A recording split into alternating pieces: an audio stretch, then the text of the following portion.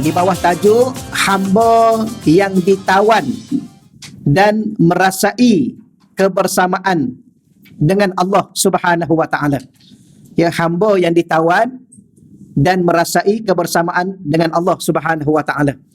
Pertama, kita kena sedia maklum bahawa kita ni tidak lebih daripada seorang hamba kepada Allah. Auzubillahi minasyaitonirrajim. Bismillahirrahmanirrahim.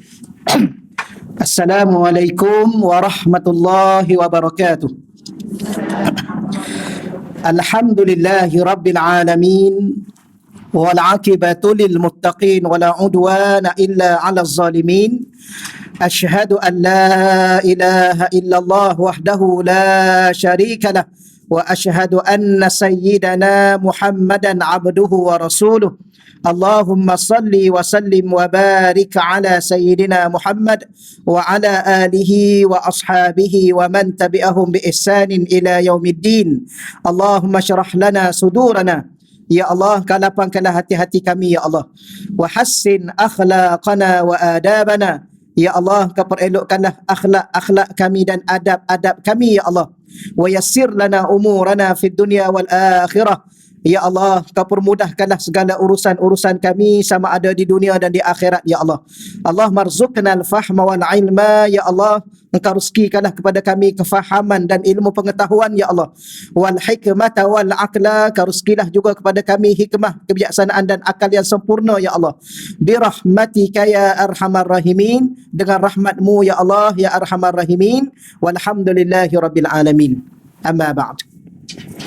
Yang dimuliakan dan dihormati seluruh urustia pengajian muslimah, yang dimuliakan dan dihormati seluruh para ahli ilmu, tuan-tuan dan puan-puan, muslimin muslimat yang dirahmati Allah Subhanahu wa taala sekalian. Alhamdulillah, seperti biasa kita memulakan dengan bersyukur kepada Allah Subhanahu wa taala. Moga-moga dengan sebab dan kita bersyukur kepada Allah taala ini, Allah Subhanahu wa taala menambahkan lagi ilmu kita dan menambahkan lagi amal kita terhadap ilmu yang telah kita belajar, insya-Allah. Baik, tuan-tuan dan puan-puan, muslimin muslimat yang dirahmati Allah sekalian, untuk pagi ini muka surat berapa kita ya? 22. Baik, muka surat 22 fasal yang kedua. Di bawah tajuk hamba yang ditawan dan merasai kebersamaan dengan Allah Subhanahu wa taala. Ya, hamba yang ditawan dan merasai kebersamaan dengan Allah Subhanahu wa taala. Pertama, kita kena sedia maklum bahawa kita ni tidak lebih daripada seorang hamba kepada Allah. Cuma kadang-kala manusia ni dia terjerumus tanpa sedar mungkin ataupun dengan sedar dia menjadi hamba kepada selain Allah. Maka salah satu sifat hamba ini ialah ditawan.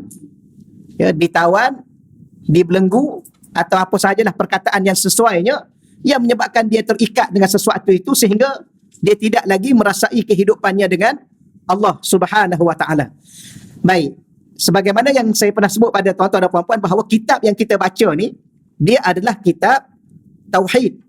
Tetapi kitab tauhid yang kita baca ni disyarah, dihurai dari sudut ataupun oleh ulama sufi, ulama tasawuf.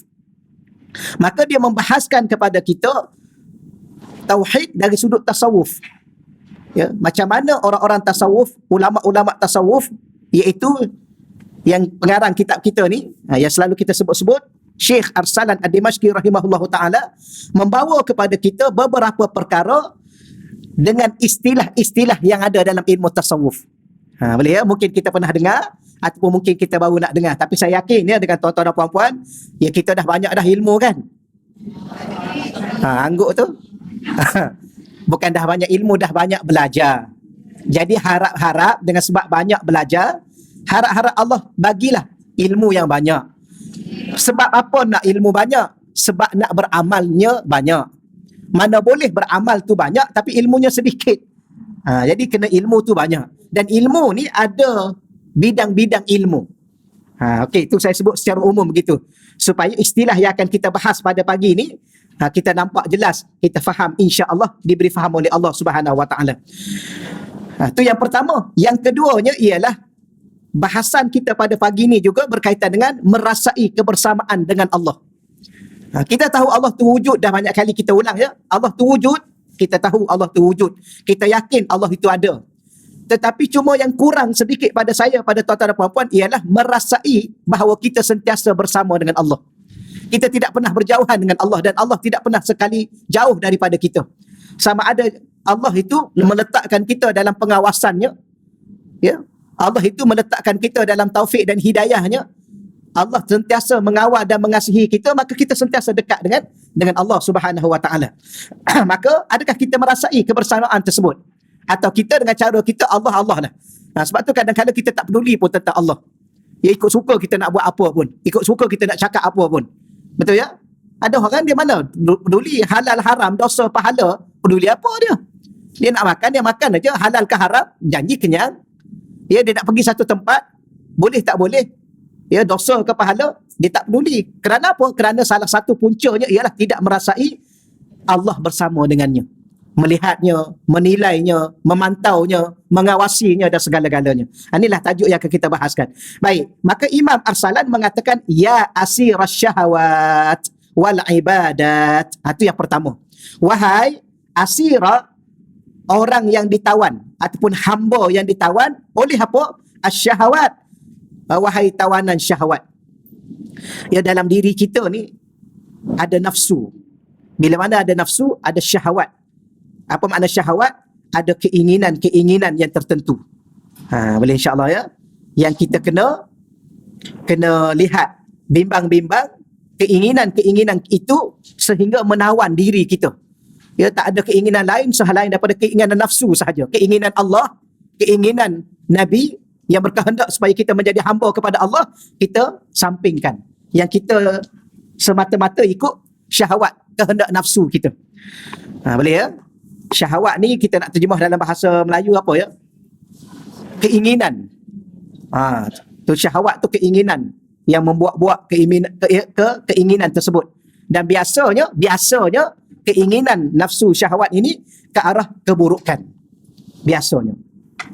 Yang kedua, wal ibadat. Wahai orang atau hamba yang telah ditawan oleh ibadah. Ya. Ada juga. Ni sebab tu saya sebut tadi daripada awal tadi, perbahasannya dari sudut ilmu tasawuf. Ada orang ditawan oleh ibadah. Ya, fokus dia hanya ibadah. Tetapi ibadah tanpa makna. Sebab setiap ibadah itu ada makna yang tersendiri. Ada kesan yang tersendiri. Ya, ada orang berzikir tapi lalai. Ada tak berzikir tapi lalai? Ada. Ada orang solat tapi lalai. Ada. Jadi pelik juga, solat tapi lalai. Ya, angkat takbir bukan main lagi, baca Quran bukan main lagi, baca surah panjang mana lagi. Tiba-tiba hati tidak dengan dirinya, tidak dengan Allah. Hati tak tahu ke mana. Maka sebenarnya dia apa yang berlaku pada ibadat dia sebenarnya. Itu secara umum dulu. Baik, yang kedua, rangkap yang kedua, ya asiran maqamat. Ada orang dia mencari dalam hidup dia maqam-maqam yang tertentu.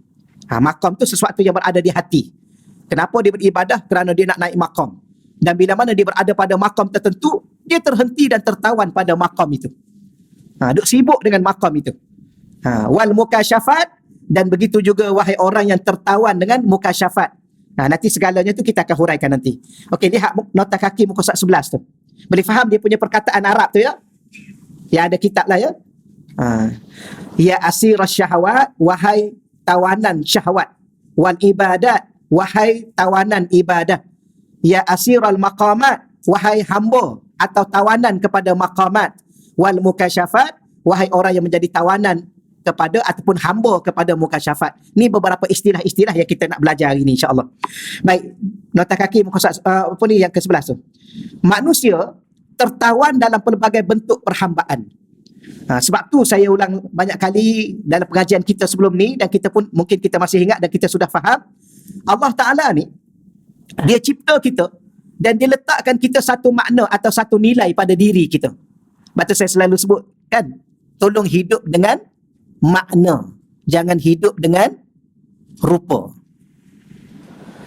Di dunia akhir zaman ni, orang menunjuk-nunjukkan, mempamer-pamerkan rupa tanpa makna. Okey, rupa nampak cantik tapi hati busuk. Rupa nampak cantik tapi hati bengis. Nampak senyum aja, tapi dalam ni apa ni? Tunggu engkau. Dia cakap. Mati itu tanpa makna, senyuman tanpa makna. Betul? Kan kita pun selalu guna perkataan, alah tak ada maknanya. Kenapa? Semuanya kepalsuan, kepura-puraan. Apa lagi? Kemuka-mukaan tak ada. Kenapa kita berkata begitu?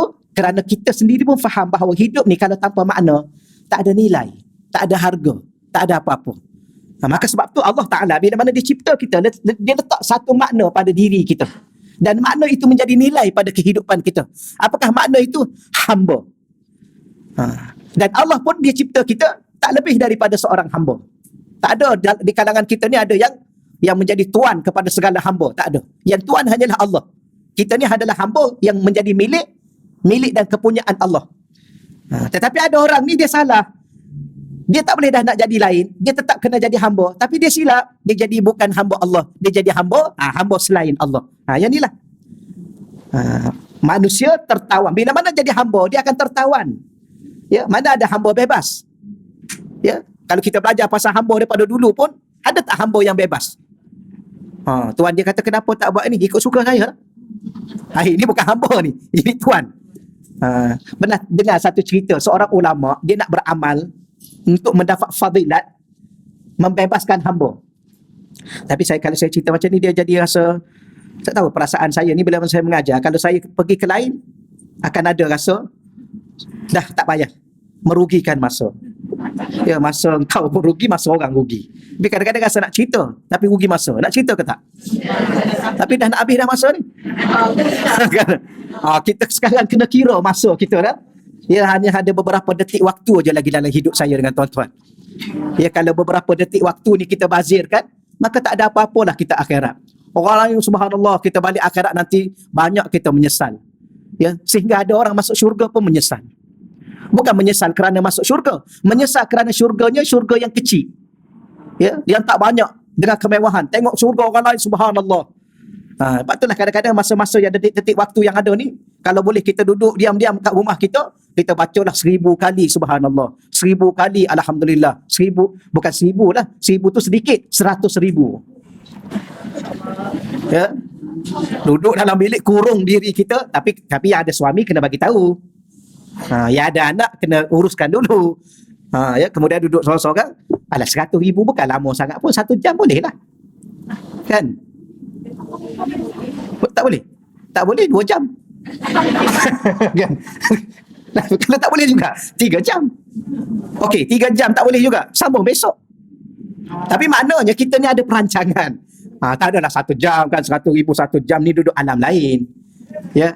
Ya, tapi boleh kalau kita baca dengan hati. Hati laju. Mulut dia lambat sikit. Okeylah setakat tu. Jadi cuma nak bagi tahunya kadang-kala supaya hamba ni, ada seorang ulama ni nak cerita. Ulama ni dia kumpul duit, dia beli hamba. Bila mana dia beli hamba, tujuannya dia nak bebaskan hamba tu, dia bukan nak memperhambakan. Mana mungkin manusia hamba itu memperhambakan hamba. Hamba memperhambakan hamba. Sebab tu Islam datang dalam hidup kita menggalakkan supaya hamba ini dibebaskan dulu. Baik. Maka bila mana dibeli, dia tanya soalan, wahai hamba, kamu nak makan apa? Kamu nak duduk bilik mana? Ya, sebab hamba pun perlu tidur, ada kena tempat. Dia perlu pakaian, dia kena bagi pakaian, dia perlu makan. Maka ditanya soalan ni, nak duduk kat mana? Ya, bilik mana? Maknanya, kalau kita belajar tentang hamba, kalau kita makan hari tu makan apa, itulah makanan hamba. Kalau hari tu kita makan apa? Nasi arak. Maka hamba tu kena nasi arak. Kalau kita hari tu makan tom yam, hamba tu kena tom yam. Itu cara dia. Dalam Islam aja. Bukan kata kita makan nasi ayam, dia makan nasi itik. Contohnya, adalah contoh nak bagi tahunya, tak boleh. Maka dia tanya soalan begitu.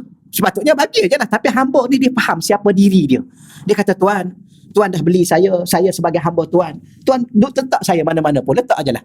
Ya, tunjukkanlah bilik mana. Bilik ni lah. Bilik sana hujung lah. Kalau belakang lagi saya pergilah. Sebab saya hamba. Tuan bagilah makanan apa pun, saya akan makan. Ya, saya hamba. Saya tak boleh nak kata tak boleh, tak sedap lah yang ni. Saya nak yang lain lah. Tak boleh. Kemudian nak pakai baju, pakailah, janji boleh menutup. Ya, daripada sejuk badan saya. Maka ulama tu kata apa? Engkau lah sebenar-benar hamba. Kerana apa? Kerana hamba ni dia akan patuh segala-gala ketentuan Tuhan punya. Milik dia, pemilik dia. Samalah kita dengan Allah. Kita hamba, Allah tu Tuhan kita. Allah kata lah kita, Allah kata bibi lah, Allah kata halal-halal, Allah kata haram-haram, Allah kata wajib-wajib. Ni Allah kata wajib, kita buat tak tahu. Ini hamba ke apa ni? Tuhan. Hamba. Tapi hamba yang lain. Kalau kita kata, betul juga akak cakap tadi. Kalau dah tak nak dengar cakap Allah, nak jadi Tuhan lah tu. Nak jadi Tuhan pun tak Tuhan juga. Hamba juga. Hamba juga. Tapi hamba bukan lagi hamba kepada Allah. Ni hamba-hamba antara yang kita nak belajar ni. Okeylah ya. Baik, ada yang menjadi hamba dalam kegelapan. Dan malah ada juga yang menjadi hamba dalam cahaya. Ya. Hidup ni, salah satu konsep hidup ni, kenapa Allah buat siang dan malam? Salah satu Allah nak ajar kita, hidup ni ada dalam cahaya, hidup ni ada dalam kegelapan. Ada orang duduk pada zahirnya siang hari, tapi dia dalam kegelapan. Tapi ada orang duduk di malam hari, tapi dalam cahaya. Apatah lagi orang yang hidup di malam hari dalam cahaya, di siang hari lagilah bercahaya dia. Cahaya apa yang kita lalui dalam hidup kita? Cahaya iman, cahaya Islam, cahaya ilmu, cahaya ibadah. Apa makna kegelapan? Kegelapan syirik, kegelapan kufur, kegelapan apa? Maksiat dan sebagainya. Jadi ada orang ni dia menjadi hamba dalam kegelapan, hamba maksiat. Dia sanggup pergi ke mana? Ada orang kan dia nak buat maksiat, bukan dekat-dekat. Dia pergi mana nak buat maksiat? Dia bukan dekat-dekat. Dia kenapa? Kerana dia dah telah ditawan oleh maksiat. Itu maksud salah satunya. Cuma di atas tu dia ada beberapa contoh kepada kita. Kadang-kala ada orang ni dia buat ibadah pun dia mungkin tertawan dengan ibadah itu. Dia menjadi hamba kepada ibadah. Ini kita kena faham. Tapi kalau kita faham secara umumnya, ada orang ni ada tak menjadi hamba maksiat? Ada. Ada tak jadi hamba syaitan? Ada. Ada tak jadi hamba nafsu? Ada. Yang tu termasuk yang kita baca pagi ni. Maknanya hamba syaitan, hamba nafsu, hamba apa? Maksiat, ini dalam kegelapan. Menjadi hamba dalam kegelapan. Hamba duit, hamba harta, hamba pangkat, macam-macam dunia hari ni. Subhanallah, kita pun tak tahu, tak faham apa benda sebenarnya manusia nak, kita pun tak tahu. Okey, selesai. Tapi ada sebaliknya, ada juga yang menjadi hamba cahaya. Ibadah itu cahaya, ilmu itu cahaya. Betul? Sekarang ada orang jadi hamba ilmu. Bila mana dia berilmu, dia rasa hebat dengan ilmu dia. Dia rasa bangga dengan ilmu dia. Akhir sekali dia hina orang. Dia pandang orang hina. Dia merendah-rendahkan orang.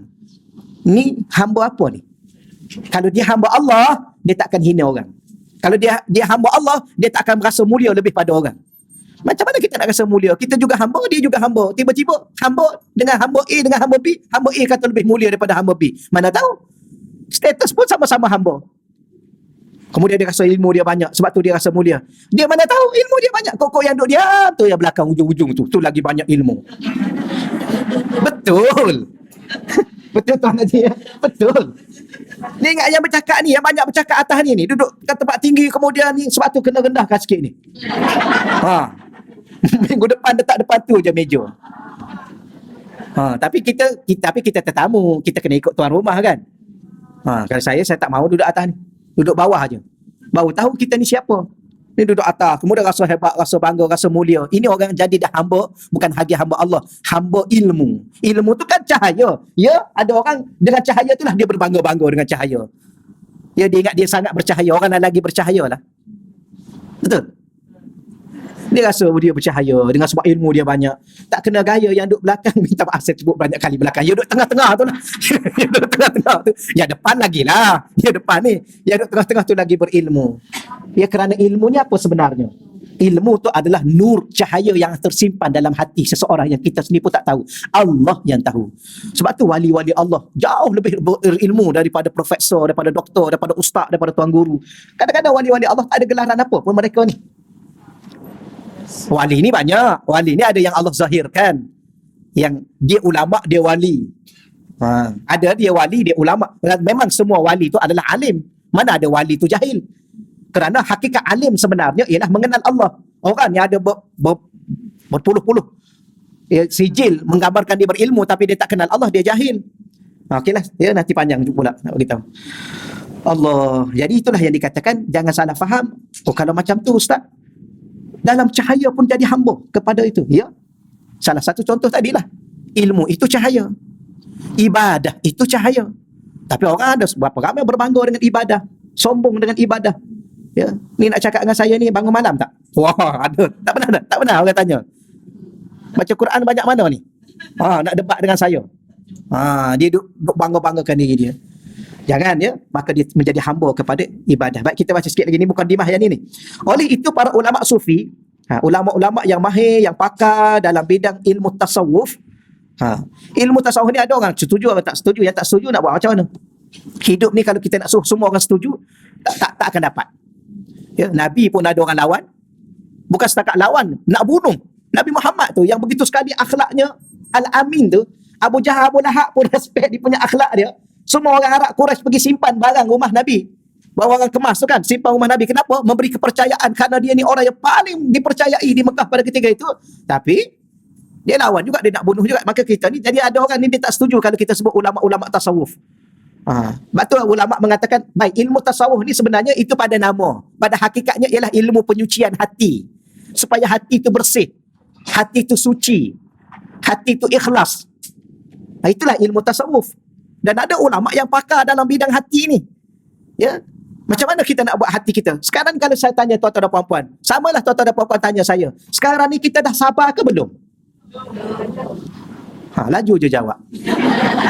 Tapi kalau belum sabar, apa sekarang ni kita? Masih nak belajar, umur 60 masih nak belajar bersabar. Ya? Kalau sampai mati belajar, tak sabar-sabarlah kita. Tak pernah bersabar. Yang ni yang akan kita baca ni, maqamat. Dia panggil maqamat. Sabar tu maqam. Satu kedudukan pada hati seseorang. Jadi maknanya hati kita ni tak ada maqam sabar. Berarti kita bukan orang yang penyabar. Kalau kita bukan orang penyabar, jadi apa kita ni sebenarnya? Yang ni lah. Jadi sebab itulah. Sebab tu kita tanya soalan. Habis kalau saya nak jadi sabar ni, saya nak belajar apa? Belajar ilmu tasawuf. Apa ilmu tasawuf? Ilmu penyucian jiwa. Bersihkan hati itu. Kenapa hati itu tak nak jadi sabar? Kenapa hati itu tak nak jadi ikhlas? Kenapa hati itu tak nak jadi rendah diri dengan orang? Kerana hati itu sombong. Macam mana nak buang sombong tu? Inilah ulama tu. Sebagaimana ulama fiqh, dia ajar kita solat. Sebagaimana ulama usuluddin, dia ajar kita beriman kepada Allah. Maka ulama sufi ni dia menyempurnakan keimanan kita dan solat kita. Dengan cara mana? Dengan cara hati itu sepenuhnya tunduk dan patuh menjadi hamba kepada Allah. Jangan ditawan oleh selain Allah. Dia jadi hamba kepada selain Allah. Okey, baik. Kemudian, panjang pula dah. Oleh itu para ulama sufi mengatakan bahawa hijab. Hijab tu, kita tak payah itulah. Penutup. Hijab bahasa Arab. Pendinding, penutup. Yang menutupi Allah. Sehingga manusia lalai daripadanya. Ada dua jenis. Iaitu hijab zulmani. Sebenarnya kalau kita teliti bahasa ni kan, ni bahasa umum. Oleh itu para ulama sufi mengatakan bahawa hijab yang menutupi Allah.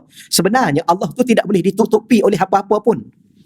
Kalau kita belajar kitab hikam, kalau tak silap hikam yang ke-33. Nak belajar kitab hikam ya, Imam Ibn Athar Skandari. Yang ke-33 tak silap saya. Al-haqqu, ya, Allah Subhanahu Wa Taala ni laisa bimahjub. Ya, Imam Ibn Athar kata Allah ni tak boleh, tidak dihijab oleh segala-galanya. Habis kenapa kita tak nampak Allah? Ya. Kerana bukan masalah Allah, masalah kita. Masalah kemampuan mata kita yang tidak diberi oleh Allah untuk berkemampuan menyaksikan Allah. Cuma kadang-kadang bahasa kita nak cakap macam mana ya? Bahasa melihat ni mungkin kita akan salah faham. Sebagai kita orang Malaysia, kita orang Melayu kan. Kerana biasanya kita guna perkataan melihat itu, melihat masjid, melihat apa? Tumbuh-tumbuhan, melihat pokok. Sebab tu dalam bahasa Arab, dia ada beberapa perkataan secara umumnya dan secara khususnya. Kalau kita bercakap, saya pernah sebut ke, melihat ni daripada mata kita, daripada diri, tengok ke depan. Daripada diri kita tengok keluar. Itu melihat. Daripada melihat, daripada diri kita ni, mata kita, kita lihat ke keluar. Tak kira lah lihat apa. Itu melihat. Bahasa Arab, ra'a. Ada satu lagi memandang. memandang. Itu dengan akal. Saya pernah sebut ya. Kalau memandang dengan akal, daripada luar, kita masukkan ke dalam otak kita. Ya. Kita tengok botol, masukkan dalam ni. Maka kita fikir, apa pandangan kita terhadap botol ni? Ni. Memandang daripada luar, masuk ke dalam otak kita. Maka kita fikir sekejap, oh saya berpandangan begini. Itu pandangan akal. Atau berpendapat. Setelah memandang dengan pandangan akal, maka kita pun bagi pendapat. Kemudian tapi daripada luar masuk ke dalam dulu, kemudian kita keluarkan balik sebagai satu pendapat. Ada satu lagi namanya menyaksi. Menyaksi ini daripada dalam ke dalam. Hati kita ni. Hati kita ni ada mata. Tapi hati kita ni dia memandang apa? Dia memandang sesuatu yang ada di hati. Apa dia? Allah. Yang ada kat hati kita. Dalam bentuk keimanan kepadanya, kepercayaan kepadanya, kegerunan kepadanya, pengharapan kepadanya, ketakwaan kepadanya, kepada Allah. Maka hati itu memandang. Tapi kita tak sebut memandang. Menyaksikan Allah di hati kita. Bagaimana hati memandang? Hati itu menyaksi dan merasai kewujudan Allah. Itu Allah. Subhanallah, tuan-tuan dan puan-puan, kalau kita belajar tentang diri kita ni, sebab tu baru kita faham. Allah kata apa? Laqad khalaqnal insan fi ahsani taqwim. Sesungguhnya Allah mencipta manusia ahsan, bukan hasan. Ahsan, yang paling cantik, paling sempurna, paling apa lagi? Paling lengkap dari segi bentuk zahirnya dan bentuk dalamannya. Ciri zahirnya. Sebab tu manusia ni kan cantik. Ya. Sebab tu orang walaupun dia pergi tengok, ya Allah burung ni cantiknya, dia tak nak kahwin dengan burung tu. Dia cari orang juga kan. Kan ada orang, ya Allah cantik. Pernah tengok burung yang cantik? Kita mungkin dalam bukan ilmu kita. Ada orang tengok, ya Allah ayam ni cantiknya, kahwin dengan ayam. Tak nak. Dia cari orang juga sebab orang lagi cantik lah pada ayam tu. Maknanya manusia ni makhluk paling cantik.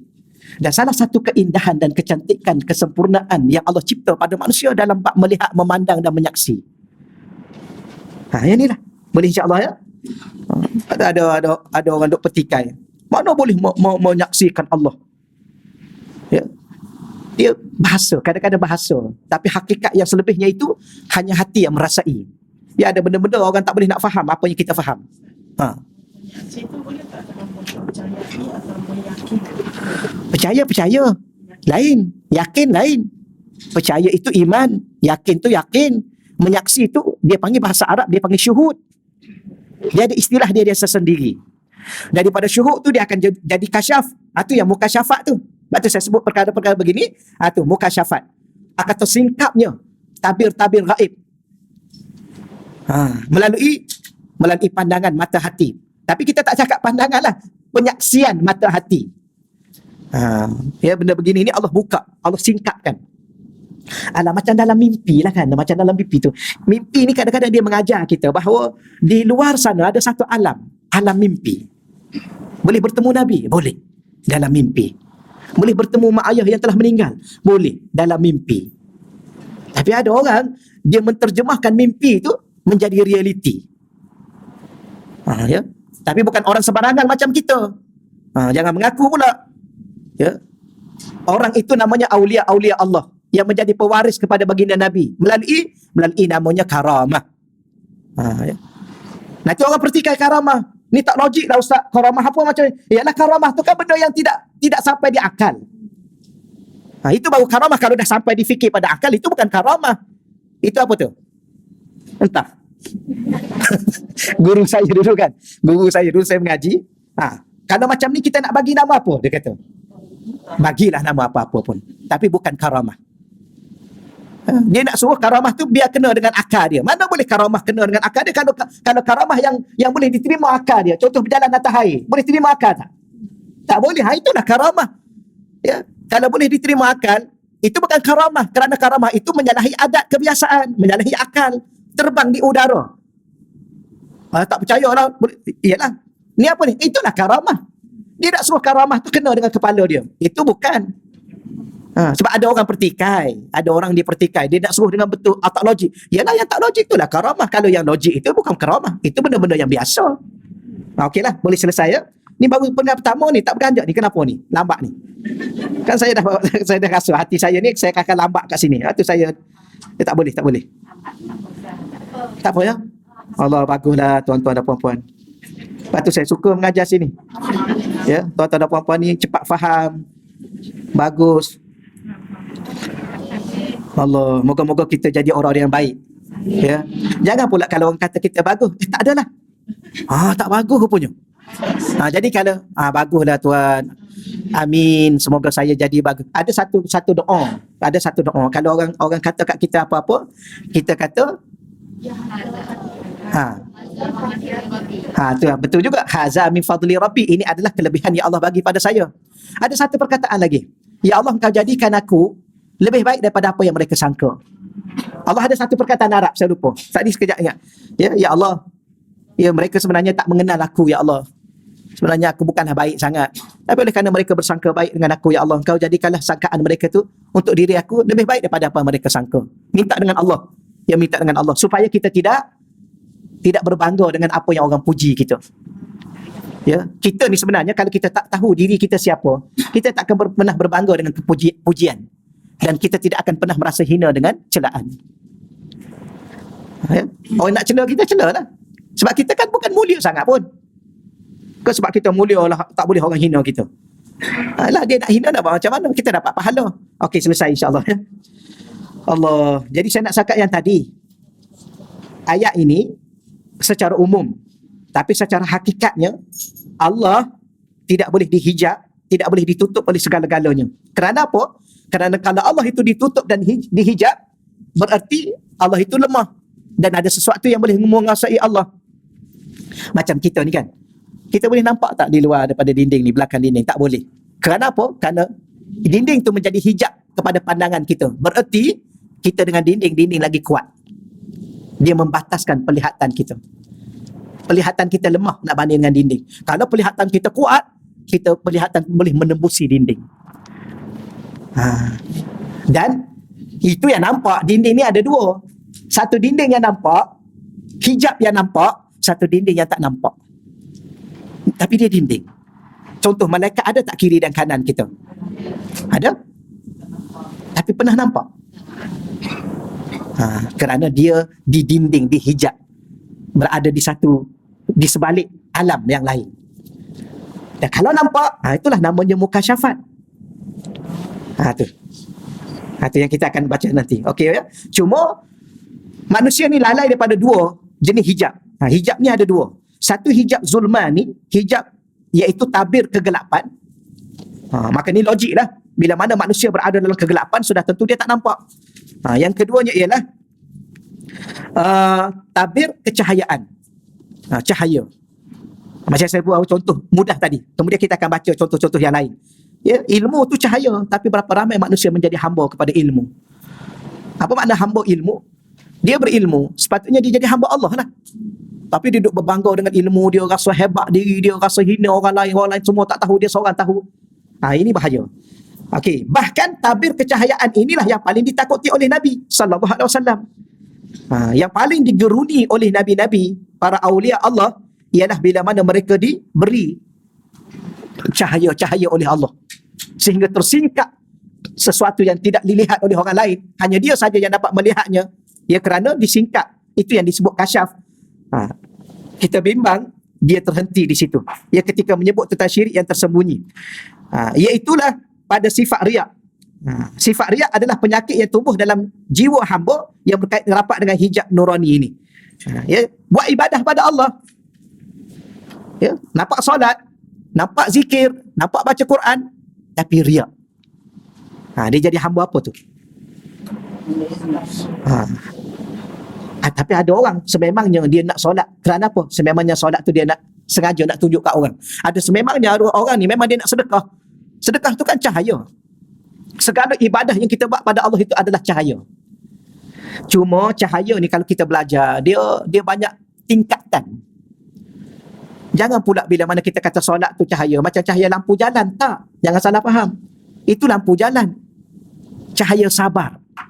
Sabar ni kata ulama' ataupun kata baginda Nabi lah. Kalau ulama' tu dia dah hurai. Baginda Nabi dalam kitab Riyadhus Salihin, Nabi kata apa? Nabi kata as-salat as-sabru diya'un. Salat cahaya, tapi cahaya solat Nabi guna perkataan nur. As-salatu nurun. Sebab tu kalau tuan-tuan dan puan-puan nak bercahaya diri ini, banyak solat. Dan dalam solat tu banyak sujud, ataupun dengan kata lain, lamakan sujud tu.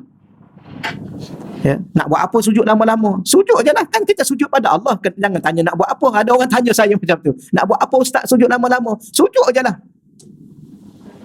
Ya, sujud tu pun adalah satu ibadah kita. Maka semakin lama kita sujud, semakin bercahaya kita. Cuma kalau bagi orang nampak, dia nampak. Tapi orang tak nampak, ya, tapi kita yakinlah kepada Allah Subhanahu Wa Taala. Cuma ada orang memang sengaja sujud lama sebab nak tunjuk kat orang. Maka dia tertawan di situ.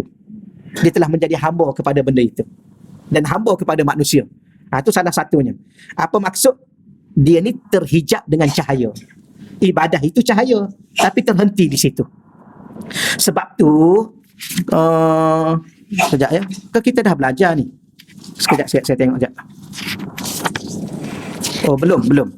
Kita akan baca pada fasal yang keempat, muka surat 26 nanti. Ya. Dia memang sebenarnya kitab ni dia nipis aja, kitab dia kecil aja, kitab dia nipis. Ini pun dah nak tambah syarah ringkas. Yang syarah panjang yang ni. Tapi kalau betul-betul disyarah ni mungkin ada 10 jilid, 20 jilid ni. Kalau ulama yang syarah sungguh-sungguh. Sebab tu kadang-kadang kita nak baca cepat, kadang-kadang kita nak baca lambat sikit. Tapi insya-Allah ke depan nanti baru kita faham, bila mana kita beribadah kepada Allah, ibadah tu adalah tuntutan syariat. Jangan kita beribadah kepada Allah atas sekadar memenuhi syariat semata-mata. Ada orang, dia kata apa dalam bahasa bercakap dia? Janji solat. Ya, yang penting solat. Apa berlaku setelah solat, apa berlaku semasa solat, apa itu tak, dia tak nak fikir. Sebenarnya tak boleh begitu. Sebenarnya apa solat itu sebenarnya? Solat itu adalah untuk memperhambakan diri kepada Allah. Jadi setelah solat itu kita kena tengok, aku ni dah jadi hamba Allah ataupun dah jadi hamba apa? Solat tapi masih tak ke mana? Masih mengumpat. Mana mungkin solat tapi masih mengumpat? Dia yang mengumpat tu pula Pak Imam tu. Lepas solat, Assalamualaikum warahmatullahi wabarakatuh. Imam tu baca panjang. Baru aja bagi salam. Imam baca tadi waladhdallin ni cukup tak harakat dia? Nampak tak? Sembang. Ni duduk tengah belajar ni. Tengah belajar. Kadang-kadang duduk bisik. Ustaz tu teruk lah. Betul. Ni yang live ni kan. Dia tunggu. Dia bukan nak belajar, dia tunggu. Ustaz ni salah apa ni? Pak, dia tangkap. Kemudian dia buat video. Kemudian dia sebar. Apa kerja dia sebenarnya? Yang ni lah. Dia duduk dalam majlis ilmu. Dalam majlis ilmu itu sepatutnya majlis cahaya. Al-ilmu nurun. Ilmu itu kan cahaya. Tapi dia dah jadi. Dia dalam cahaya tapi dia tertawan dengan cahaya. Ya, dia duduk dalam majlis ilmu kerana riak, kerana hasad. Ada orang nak masuk dalam majlis ilmu sebab dia hasad. Dia hasad pada guru tu, kemudian dia masuk juga, kemudian dia nak cari salah. Kemudian dia nak sebar ramai sekarang ni. Dunia sekarang ni. Kadang-kadang dia datang nak minta jadi anak murid. Rupanya dia bukan nak jadi anak murid kita. Dia nak rosakkan kita. Ada banyak kes yang berlaku.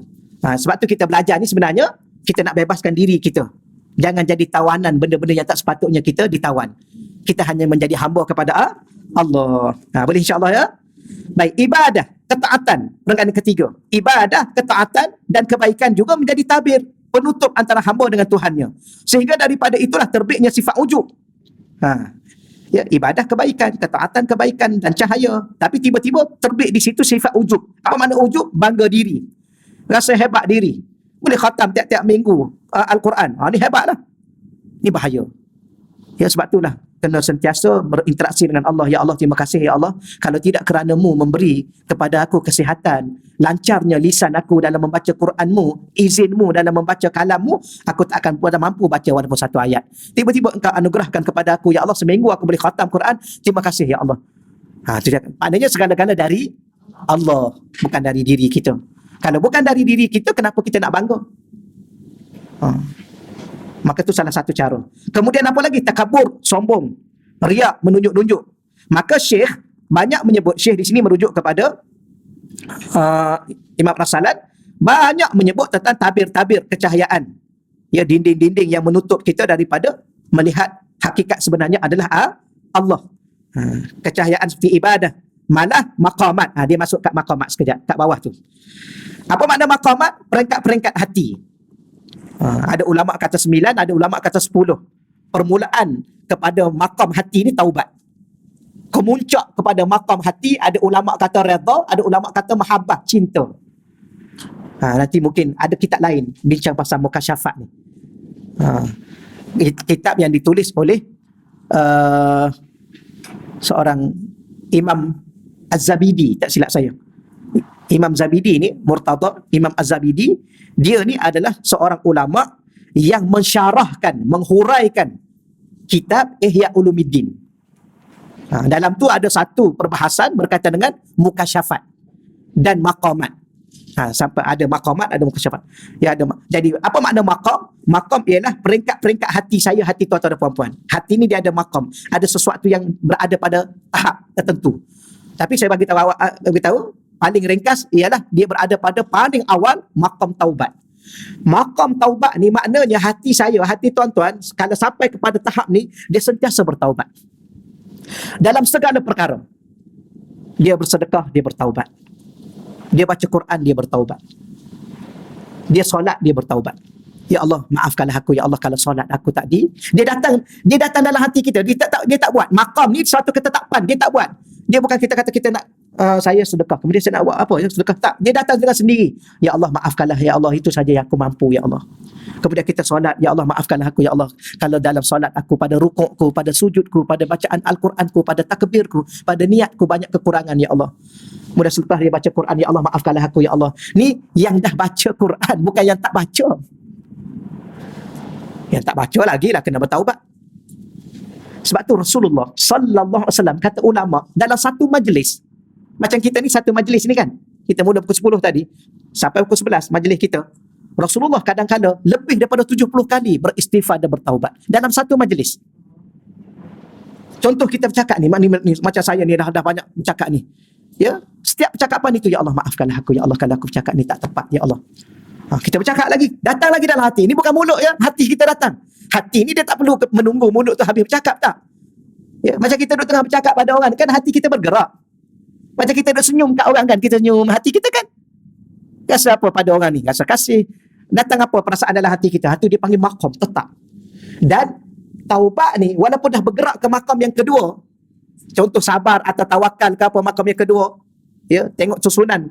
Ada ulama dia susun lain, ada ulama dia susun begitu. Cuma sebab tu saya kata kemuncaknya redha. Hati ni dalam semua keadaan dia redha. Sakit redha, sihat dia redha. Ya, apa lagi? Susah dia redha, senang lagi lah dia redha. Tapi susah pun dia redha.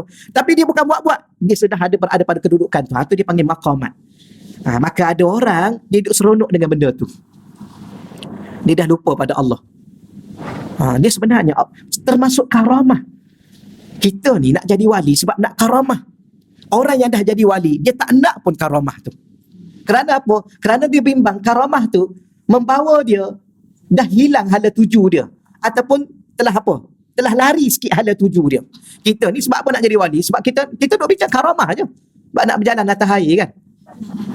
Kenapa nak karamah? Kenapa nak jadi wali? Sebab nak terbang di udara. Sebab tu Imam Asyazili, Imam Abu Hasan Asyazili, boleh juga baca Asyazuli. Dia ada orang kata Asyazli. Tak apalah. Nak bagi tahunya, dia kata kalau kamu lihat iza ra'aita, ya apa kamu lihat ada seorang tu yatiru fis sama, dia terbang di udara, atau yamshi alal ma, ataupun dia berjalan atas air, kamu jangan ikut dia. Selagi mana kamu tengok dia tu betul-betul bersyariat. Kerana yang paling kamu kena ikut seseorang ini adalah orang yang hidup bersyariat. Walau dia dah terbang, tapi dia masih lagi solat berjemaah. Walaupun dia dah terbang, dia masih lagi puasa di bulan Ramadan. Walaupun dia terbang, dia masih lagi mengeluarkan zakat. Ni ada orang ni bila dah terbang, katakan tak payah solat dah sebab dah boleh terbang. Burung tu pun solat. Ya, cuma dengan cara dia. Solat tu maknanya memperhambakan diri, menyembah Allah Subhanahu wa taala. Okeylah, insya-Allah ya. Tapi memang panjang tajuk hari ni. Dan mukasyafat. Mukasyafat tu singkapan tabir hati. Ya, hati kita ada mata, tapi tak boleh lagi memandang. Bukan masalah mata, tapi kadang-kadang masalah mata hati tak terbuka. Kadang-kadang mata hati dah terbuka tapi masih lagi ada dinding. Kerana tidak disingkap dinding-dinding itu, hijab-hijab itu. Maka bila mana disingkapkan hijab itu, boleh melihat alam gaib, antara contohnya, maka dia dikira mukasyafat. Itu istilah dia. Dan masa ni dia seronok. Tuan-tuan dan puan-puan, kita ni kalau boleh tengok alam lain, memang seronok. Orang tak boleh tengok, kita seorang boleh tengok. Ya, cuma kita kena nilai. Dia ada dua mukasyafat ni. Satu, mukasyafat ataupun singkapan yang diberi oleh Allah, ya, kepada para wali Allah, orang-orang soleh. Ada satu lagi, mukasyafat daripada syaitan. Syaitan yang menampakkan. Sebab tu kita selalu duk sebut, saya ustaz, saya boleh tengok benda gaib dah ustaz. Tengok apa? Tengok jin. Tengok jin itu bukan kelebihan. Tengok jin itu kekurangan. Jin pula tengok yang macam mana? Yang ada tanduk, yang mata merah, ya, yang gigi tajam. Kadang-kadang mata dia besar pinggang, dia datang tunjuk mata besar pinggan. Itu kelebihan ke? Itu bukan. Itu penyakit. Itu perlu jumpa perawat. Ya. Dia begini. Kalau kita nak tahu apa beza kita disingkapkan mata hati kita oleh Allah, anugerah Allah, atau dibantu oleh para malaikat-malaikat Allah, dia makin dekat kita dengan Allah. Makin rendah diri kita kepada makhluk-makhluk Allah. Dan makin hina kita dengan Allah. Makin tambah keimanan, keyakinan kita pada Allah. Itu benar. Tapi kalau disingkapkan mata hati kita, makin jauh dengan Allah, makin lalai dengan Allah, duk sibuk dengan benda tu, dengan alam itu bukan. Ada orang buat rombongan pergi ke, baru ni ada seorang akak tu. Akak pergi ke sana, ustaz, ke mana? Lama tak nampak. Akak pergi ikut rombongan. Rombongan tu pergi kepada satu pulau. Kami pergi tengok alam-alam bunian. Ada sekarang ni orang buat rombongan. Nanti saya bagi nombor telefon kalau nak pergi juga. Betul. Dunia sekarang subhanallah pelik-pelik. Dia buat rombongan pergi satu pulau. Adalah dia punya kepala dia, 2-3 orang dia punya kru-kru dia. Dia susun program untuk pergi ke alam bunian. Tengok. Dapat tengok. Tengok apa masjid dekat rumah pun tak pergi. Ni orang sibuk. Kalau dia dah duk sibuk bawa kita ke sana, ya. Tapi kalau dia sibuk dengan Allah, dia tak pergi dah ke sana. Nak buat apa pergi tengok bunian? Baik tengok isteri kat rumah aja. Dapat pahala. Ya, tengok suami dengan penuh kehormatan, dengan penuh kemuliaan, tengok isteri dengan penuh kasih sayang, tengok anak-anak dengan penuh keperhatian, itu dapat pahala. Ni bukan sibuk tengok bunian. Nak buat apa tengok bunian? Tapi seronok. Tengok yang kaki panjang, yang tangan panjang. Tengok umur macam 18 tapi umur 800. Sebenarnya orang nak cerita kat saya, memang kita kata memang betul dia. Memang boleh tengok sebenarnya. Tapi singkapan tu dari siapa? Ada seorang tu dia cerita kat saya, tapi memang boleh percayalah. Orang yang boleh percaya. Dia kata dia pernah pergi ke alam bunian. Dia kata cuma dia macam kita juga.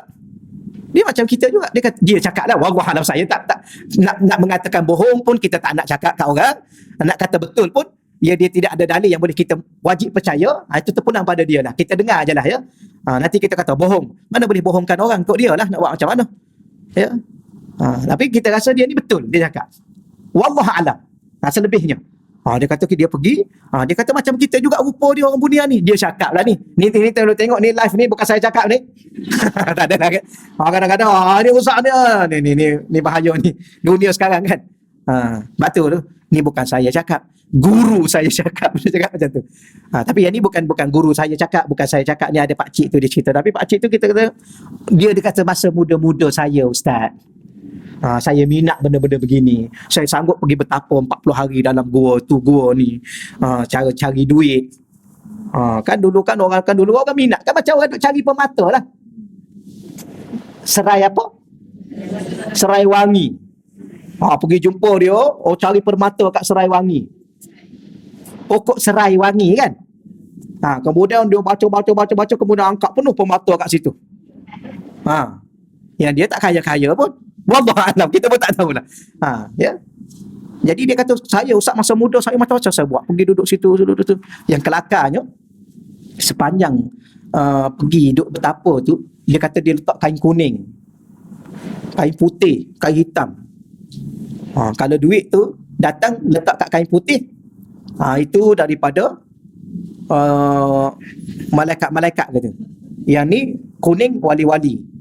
Yang ni hitam ni tu makhluk-makhluk lain. Saya tanya dia, sepanjang pergi duduk bertapa dan gua minta duit tu dapat berapa? Dia kata dapat RM1.50. Saya tak, puan-puan dah gelak dah. Jangan cepat gelak. Saya diam. Saya kata tak banyak lah. Tapi hati tu nak gelak dah. Kenapa tak banyak? Dia kata bukan Ustaz, itu ibu duit, kata dia. Dapat ibu tu, mana dia beranak banyak tu. Wallahu alam. Tu bimbang-bimbang tertipu dengan dia panggil apa? Mukasyafat. Tersingkapnya tabir, tapi itu bukan dari Allah.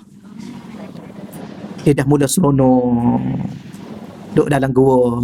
Pergilah duduk kat masjid. Kan Nabi dulu kan pergi dalam gua. Masa tu kan tak ada masjid lagi. Kalau ada pun orang Arab tak pergi duduk situ. Ada seorang orang tabligh. Tu betul dia buat. Orang tabligh, orang jemaah tabligh. Dia kata, Ustaz, saya nak kahwin Ustaz, tapi masa tu bukan ini tahun 80-an. Dia dah tua dah, dia cerita kat saya. Saya nak kahwin tapi tak susah lah Ustaz nak dapat duit. Tapi oleh kerana saya belajar dengan Maulana daripada orang tabligh, alim ulama daripada tabligh, hidup ni boleh selesai masalah dunia dan akhirat dengan 2 rakaat. Betul? Kita solat hajat 2 rakaat, Allah selesai dunia dan akhirat. Saya yakin dengan tu Ustaz. Saya pergi ke satu masjid, saya solat daripada pagi, solat duha, bukan solat subuh, solat duha, sampai dekat-dekat pukul 11, nak dekat ke pukul 12, saya tak berhenti solat. Saya minta apa? Mintalah ada orang bantu dia bagi duit, dia nak kahwin. Dia kata dekat-dekat pukul 11 lebih kurang 2 jam gitulah solat. Pernah solat 2 jam. Dia solat lepas 2 rakaat, naik 2 rakaat. Dia kata sekejap-kejap ada seorang pakcik masuk dalam masjid itu. Dia terus pergi jumpa dia. Dia kata, ni anak, ambil lah duit ni RM10,000. Buatlah, nak buat apa pun. Dia menangis lepas tu. Dia kata, lepas tu pakcik tu pun pergi. Wallah lah, pakcik ke apa? 2 jam daripada duduk 40 hari dalam gua RM1.50. Nampak tak? Allah buka. Allah ni kalau dia buka, dia bawa kita ke masjid, dia bawa kita beribadah. Bukan kata bawa kita ke gua. Boleh, jangan salah faham ni, saya tidak nafi semuanya. Kalau rasa nak duduk dalam gua, boleh juga. Saya belajar dengan almarhum Tangguh Datuk Haruddin ni. Ada seorang guru dia. Masa tu dia cerita pasal berkaitan dengan doa memancing. Ya. Tapi puan-puan, tuan-tuan nak tak? Kalau nak cerita. Doa memancing. Tak payahlah ya. Tak minat dah memancing. Tapi almarhum Tok Haruddin ni dia cerita, yang hebat duk mengaji dengan dia nya, satu amalan dia bagi, ni guru dia. Satu amalan dia bagi, ni guru dia. Tu Ustaz Haruddin dulu. Patut barakah, ilmu tu berkat. Salah satunya dia cerita apa? Guru dia, ni banyak cerita dah pula. Okey lah. Dia memang cerita ni sedap dengar. Hilang mengantuk selama-lamanya. Tapi tak apalah, saya cerita dah, saya terlanjur cerita. Allahumma salli ala sayyidina Muhammad. Saya rasa salah. Allahumma salli ala sayyidina Muhammad. Dia kata guru dia ni ahli zikir. Duduk dalam gua. Dia salah satunya, dia duduk tempat yang sunyi sebenarnya. Dia bukan kata nak pergi ke gua, tapi tempat yang lebih baik, asing diri daripada orang. Wali-wali Allah dulu ramai duduk dalam gua. Rabi'atul Adawiyah duduk dalam gua. Kenapa dia nak asingkan waktu-waktu tertentu? Dia panggil suluk, ya, dan sebagainya lah, khalwah dan sebagainya. Maka dia pergi duduk, dan guru dia ni, dia ahli zikir. Ilmu ni dia yang bagi, kata dia, guru saya ni duduk tengah zikir, dia rasa datang dalam hati, dia rasa nak makan ikan bakar. Ikan tu pula ikan haruan. Ni almarhum cerita ni. Ni cerita ni, kisah ni. Kadang-kadang orang nak percaya tu, dia percayalah. Dia tak nak percaya, sudah. Dia bukan wajib percaya. Cuma bila mana kita belajar dengan guru kita ni, dia cerita guru dia. Dan guru ni kadang-kadang biasalah kan, duduk di sini beramal ni bagi ilmu ni. Saya risau cerita benda-benda begini, kan apa, takut orang salah faham. Ya, berapa ramai orang hina Tuan Guru Datuk Haruddin kan. Macam-macam saya baca tulisan-tulisan hina dia, macam-macam kata kat dia, sesak macam-macam. Ya. Tapi manusia tu biarlah kalah. Ya, Rasulullah pun dia caci maki, biasalah. Termasuk kita dengar dia cerita dia berjumpa dengan baginda Nabi kan. Dia bawa selipar baginda Nabi. Tu Tuan Guru Datuk Harudin. Baik, kemudian guru ni dia rasa nak pakai ikan haruan. Duduk sekejap. Kalau kita berzikir tepi sawah, logiklah ikan haruan. Betul? Ni dalam gua ikan haruan apa? Kalau duduk dalam gua, terfikir nak makan kijang, tu baru betul. Ni nak makan ikan. Tapi bila mana dia pun baca doa tu. Tu nak kata doa tu. Doa memancing. Baca doa tu, maka keluar ikan haruan. Wallah alam daripada mana. Tapi sebenarnya, kan di atas bukit, atas gunung kan ada air terjun. Cuba pergi tengok kat air terjun, kan ada tak ikan haruan? Ada. Cuma dia jenis lain, bukan jenis yang kat sawah tu. Kan sekarang yang orang pergi ke dalam-dalam tempat, pedalaman dalam tu, dia jumpa ikan haruan yang warna hijau, warna biru, ikan haruan yang cantik tu. Pernah tengok? Taman lain. Cuba tengok sekarang ni orang jual 1,500 ekor. Arwana lain. Ikan haruan. Tapi nama dia lain lah, nama dia jenis lain. Tak tahu ya? Lah, tak tahu. Tak tahu. Yalah, orang bandar kan. Mana tahu kan? Orang bandar. Tak apa, tak tahu tak apa. Tidak menjadi masalah yang besar dalam hidup kita. Bagilah doa memancing tu. Nantilah cerita tak habis lagi. Cerita tak habis lagi. Saya pun tak ingat dah doa tu panjang. Nanti saya bagi insya-Allah. Saya bagi. Dia bagi ke anak-anak yang suka memancing tu kan. Dia pancing, dapat apa? Dapat kopiah, suruh pergi masjid. Betul je. Jangan baca doa aulia, doa ulama. Berat berapa kilo? 3 kilo. Tengok kopiah. Rupanya Allah nak suruh pancing kopiah pergi masjid. Okeylah contohnya. Kemudian dia kata bila mana begitu, baca lagi doa. Macam mana nak makan ikan bakar? Nak bakar dengan apa? Maka ikan tu dia pergi kepada satu tumpuk daun kering, kemudian jatuh. Kan di atas gua tu dia ada yang tajam-tajam tu kan. Dia panggil apa tu? Dia jatuh ke bawah, kena batu kat bawah, dia terpercik, kemudian nyala. Ikan tu masuk ke situ, masak. Ini kalau kita cerita ni sebenarnya macam ni bahaya. Cerita ni, tak ada masalah. Itu almarhum cerita. Saya dengar dia sendiri, dia belajar dengan beliau perubatan tu setahun. Salah satunya banyaklah cerita-cerita berkaitan dengan amalan ni. Gurunya ni yang bagi. Yang guru ni pula sifat dia apa? Sifat dia ialah ahli zikir. Kita tak akan faham kalau kita tak jadi ahli zikir. Sebagaimana kita boleh pertikai, ya ke doktor ni? Doktor boleh bedah jantung. Ya ke boleh? Ni orang tak, kalau tak tahu jadi doktor lah. Betul kan? Ya ke boleh baiki motosikal ni yang dah 4 tahun ni tak hidup ni? Ya, kita motosikal kita 4 tahun tak hidup. Pergi bawa kat mekanik 2 minit dia boleh hidupkan. Sebab apa? Itu ilmu dia. Sebab tu kadang-kadang kita ni kena rendah diri. Jangan terlalu sombong dengan ilmu yang ada. Rupa-rupanya yang ada ni pun ciput aja yang ada. Orang lain lagi hebat ilmu dia. Nanti saya bagi dalam grup. Doa tu.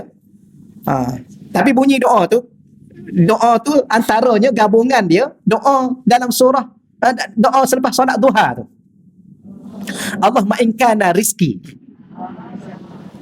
Cuma yang saya terima tu ada sedikit tambahan di awal, dan doa tu juga saya terima di Hadramaut Yaman. Dia tambah sikit, dia kata Allah ma'inkana rizki wa ahbabi wal muslimina ajma'in. Ya Allah, seandainya rezeki aku dan rezeki orang yang aku kasih dan rezeki seluruh orang Islam berada di langit, engkau turunkan. Berada di bumi, engkau keluarkan. Wa in kana fil bahari, kalau rezeki itu dalam laut, fa'atlihu, engkau bawa keluar.